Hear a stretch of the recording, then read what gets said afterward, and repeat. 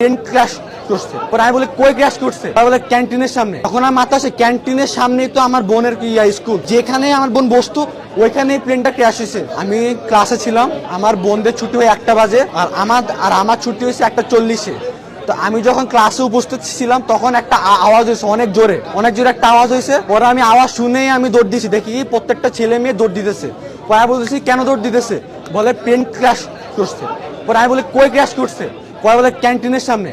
এখন আমার মাথা আসে ক্যান্টিনের সামনেই তো আমার বোনের স্কুল, ওর কি হয়েছে? পরে আমি দৌড় দিচ্ছি, আমি দৌড় মারে দেখি আমার বোন যেখানে বসে আছে ওই যেখানে আমার বোন বসতো ওইখানেই প্লেনটা ক্র্যাশ হয়েছে।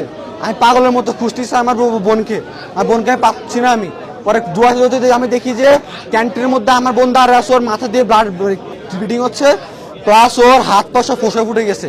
প্লাস আমি যখন যাই তখন দেখি যে অনেকগুলো বাচ্চা 2 ভাগ হয়ে আছে, অনেকগুলো বাচ্চা ছোট ছোট বাচ্চা 2 ভাগ হয়ে আছে, গেটের সামনে 2 ভাগ হয়ে পড়ে আছে, অনেক গার্জিয়ান 2 ভাগ হয়ে আছে। কেউ নর্মালি মারা যায় নাই, প্রত্যেকটা সিভিয়ার খুবই খারাপ অবস্থা হবে, প্রত্যেকটা বাচ্চা প্রত্যেকটা গার্ডিয়ান এভাবে মারা গেছে। তখন আমি আমার কি যে বোনকে নিয়ে আমি লুবানাতে যাই, তখন তারা স্যালাইন দেয়। তারপর স্যালাইন দেওয়ার পরে